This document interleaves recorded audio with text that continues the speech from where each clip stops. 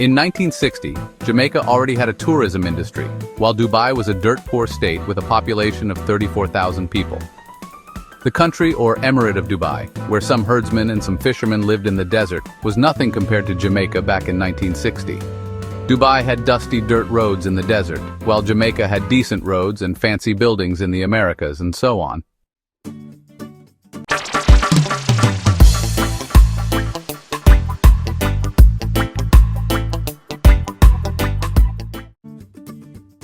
Dubai then discovered oil in the mid-1960s, and that changed everything.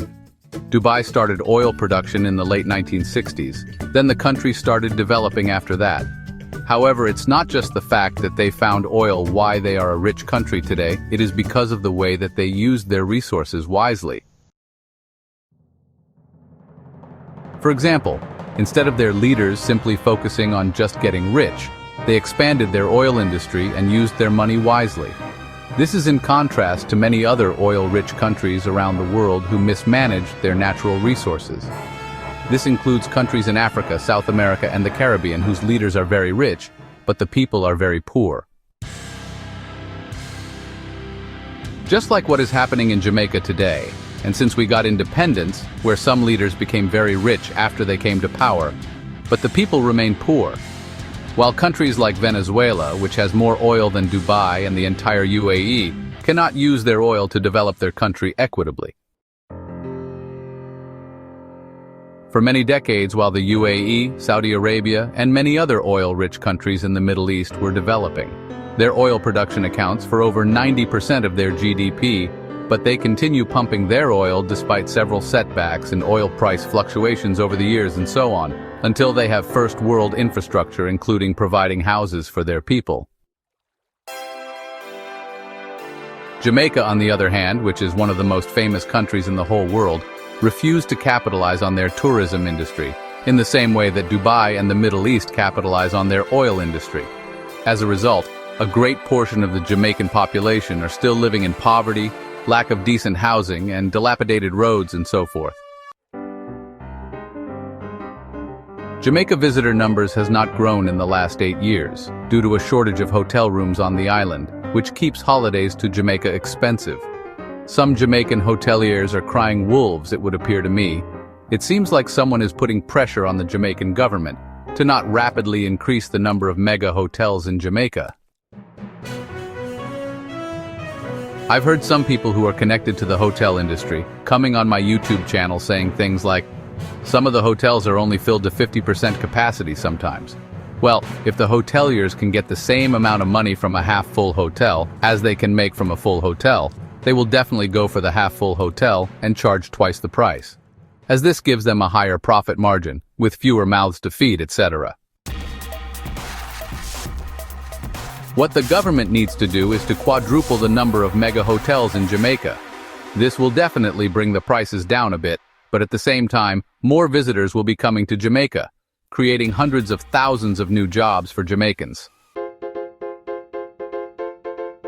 Tourists can get all-inclusive, reasonable 7-night holidays to Dubai for £600 to £700, while a reasonable holiday cost to Jamaica is £1,200 to £1,400 for 7 nights.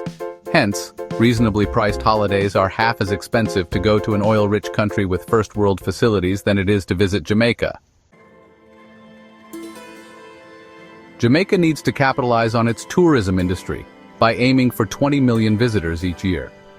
Then, use the income from the tourism industry to create first-world facilities in Jamaica, like the Middle East countries have been doing since the late 1960s. 20 million visitors is also the aim of Dubai, though their highest number is 18 million visitors. Jamaica is 2.5 times bigger than Dubai. Hence, Jamaica can accommodate the same number of visitors as Dubai.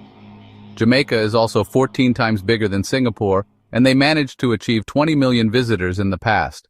Hence, Jamaica can accommodate 20 million visitors like Singapore. It's time Jamaica's wicked politicians stop taking kickbacks from the foreign investors and start doing what's best for the people of Jamaica. God knows which politicians will break this cycle of wickedness that the politicians keeps committing against the people of Jamaica.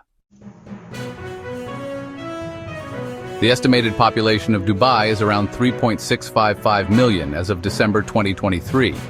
This figure is based on government data. The city is the most populous in the United Arab Emirates and is also the capital of the Dubai Emirate. Hence, Dubai's population has grown more than 100 times what it was in 1960, while Jamaica's population has less than doubled what it was in 1960.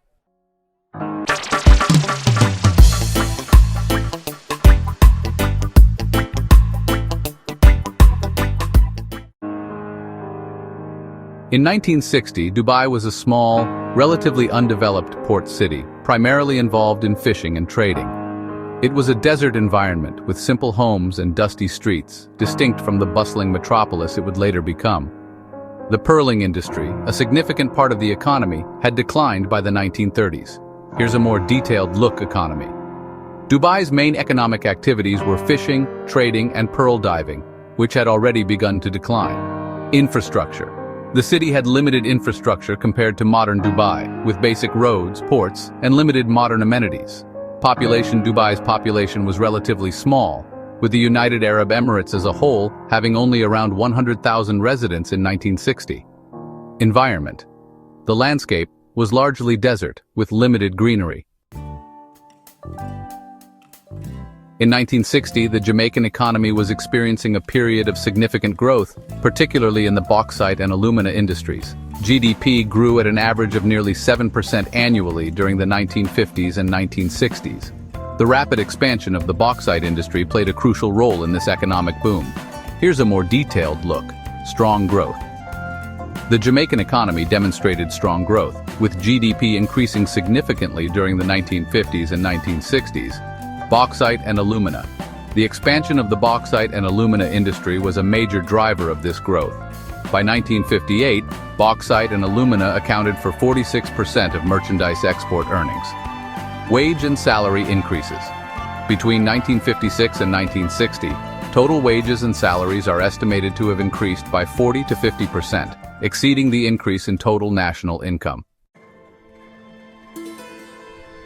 Thank you for watching another episode of my new series titled UK £50 billion repatriation funds to be invested in Jamaica, UK £10 billion loans for infrastructure programs, and UK £40 billion foreign direct investments to build 200 mega hotels of 1,000 rooms each in Jamaica. Some key features of the UK £50 billion repatriation funding program are: A. 200 hotels to be built across Jamaica over the next 10 years, from 2025 to 2034, especially near areas with high unemployment rates, earning an extra $10 billion each year for Jamaica. B. Providing 300,000 permanent full-time jobs for low-skilled citizens in rural parishes across Jamaica. C. 300,000 affordable housing units to be built over the next 10 years, 2025 to 2034, 30,000 to be built each year. D. Franchises for the first 100 large, all-inclusive hotels will be given to FDI, foreign direct investment, over the next 1 to 5 years, 2025 to 2029.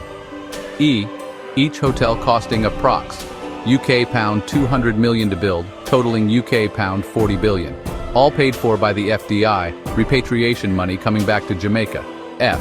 A national living wage to be established in Jamaica, raising the current minimum wage by 15% each year, reaching $30,000 per week by 2030, payable to all hotel workers.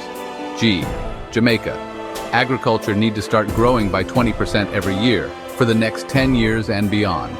This is to create stability in the country as the tourism industry start growing by 20% every year for the next 10 years. Please click on the subscribe button. Share this video in your WhatsApp groups and send it to all your friends, as we try to demonstrate how the tourism industry can transform lives in Jamaica. Remember to let us know what you think about this video by leaving your comments below. Please keep your comments respectful. God bless you. God bless the Jamaican Parliament, and God bless Jamaica. Until my next video, peace. This is part 15 of my current series. Look out for part 16.